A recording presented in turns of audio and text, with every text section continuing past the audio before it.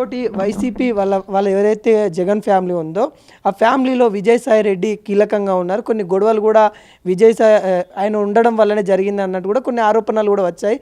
ఈ ఆరోపణలు ఏ విధంగా ఉండబోతాయి? ఆధారాలు లేని గాలి గాలి గాలి నా కొడుకులు పుట్టించేది దీనికి ఆయన కారణాలు ఉన్నాయి అని ఇంకా ఆధారాలు లేవు. ఏదో ఒక తోచింది వాడుగా ఊహించుకుని ఏదో విషయాన్ని ఒకటి అలా వదలటం తప్పితే దీంట్లో వీటికి ఆధారాలు లేవు. గాలి మాటలు గాలి సోది కబుర్లు తప్పితే ఇంకోటి కావాలి. ఒకటి విజయసాయి రెడ్డి మీద ఒక కేసు గతంలో కూడా చూసామా, కేసు ఎలా ఉండబోతా ఉంది ఇప్పుడు? ఎలా ఉంటుంది? కేసుకి ఈయన పార్టీలో ఉన్నాడా, పార్టీకి పదవికి రాజీనామా చేశాడు, దానికి సంబంధం ఉంది. చట్టం వేరు, సరే చట్టం వేరు, రాజకీయాలు వేరు. సో అది చట్ట ప్రకారం ఎలా జరగాలో జరుగుతుంది. తను రాజ్యసభ సభ్యుడిగా ఉండి ఆంధ్రప్రదేశ్కి కొంత కొట్లాడి తీసుకొచ్చే తరుణంలో ఈరోజు రాజీనామా చేయడాన్ని ఎలా చూస్తారు? ఫైనల్ ఏమి కొట్లాడి సాయిరెడ్డి కొట్లాడి తీసుకొచ్చేదే ఉంది. అయినా ఊళ్ళే మన ఏదో లేని ఏదో మాటలు గారడీ చేసి మాట్లాడితే విజయసాయిరెడ్డి ఆంధ్రాకి తీసుకొచ్చేదే ఉంది. అధికారంలో ఉన్నారా?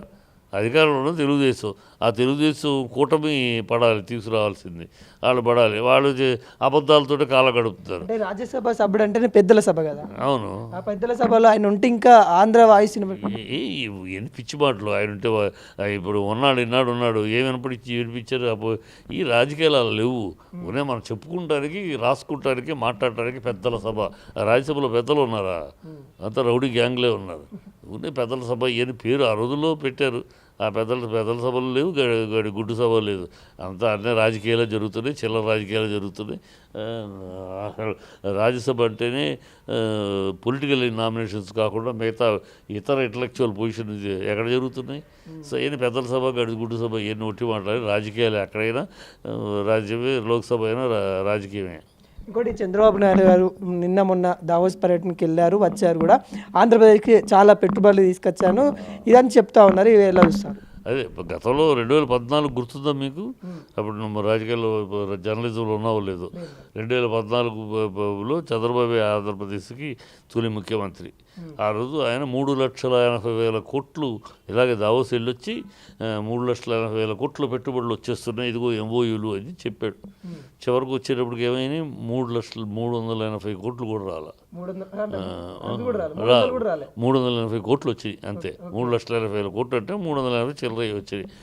ఎందుకు రాలా? ఎంఓయూలు పెట్టుబడులు కావు. అది ప్రజలకు తెలియదు కనుక వీళ్ళు ఉన్నాయి పబ్లిసిటీ. కూటమికి తగిన పేపర్లు ఉన్నాయి భజన చేయడానికి. అంత తెచ్చాడు, ఇంత తెచ్చాడు. ఎంఓయూలు సంతకం నేను కూడా ఒక మినిస్టర్, నేను కూడా ఒక ఇండస్ట్రీ అని చెప్పేసి రిజిస్టర్ చేసుకుని నేను వాళ్ళతో ఎంఓయూ సంతకం పెట్టచ్చు. MOE is not binding. MOE సంతకాలతోటి వచ్చేసినాయి అంటే పిచ్చి మాట, భ్రమ, ప్రజలు మభ్యపెట్టదు తప్పితే ఎంఓఈ ప్రాక్టికాలిటీ రావాలి. ఉదాహరణకు గతంలో చంద్రబాబు పీరియడ్లో 16,000 ఎకరాలు ఇచ్చాడు సింగపూర్ సిటీ అని చెప్పి. ఈశ్వరన్ అనేవాడికి మా సింగపూర్ మలేషియా అతనికి ఇచ్చాడు. 16,000 ఎకరాలు ఇచ్చి సింగపూర్ సిటీ కడతాడని ఎంఓఈ చేసుకున్నారు. వచ్చిందా? ఎందుకు వెళ్ళిపోయింది? వాడు ఫెసిలిటీస్ లేవు, అవి లేవు, ఈ లేవు, మాకు కట్టడానికి ఇన్వెస్ట్మెంట్ చేసి కట్టడానికి కుదరదు, నీళ్ళ డ్రైనేజ్ లేదు, రోడ్లు లేవు, ఎయిర్పోర్ట్కి దారి లేవు, ఈ రకరకాల కారణాలు చెప్పి కట్టలా అయిపోయింది. అట్లాగే ఎంఓయూలు పెట్టుబడులు కావు. అదే కాదు, వాడు ఇంకో అతను షెట్టి, దుబాయ్ షెట్టి 50 ఎకరాలు ఇచ్చారు దుబాయ్ షెట్టికి. అతను ఒక హాస్పిటల్ 7 స్టార్ హోటల్ కడతాడని 2018లోనే ఓపెన్ అయిపోద్దని చెప్పారు. ఎక్కడ కట్టి వచ్చినాయా? వాడు రకరకాల కారణాలు చెప్పాడు. ఎలక్ట్రిసిటీ లేదు, స్తంభాలు లేవు, రోడ్లు లేవు, రోడ్లు విస్తరణకు చాలా ఖర్చు అయిపోతుంది, మేము ఇంత ఇన్వెస్ట్మెంట్ పెట్టి రోడ్లు సరిగ్గా లేకపోతే వాడు రాలా.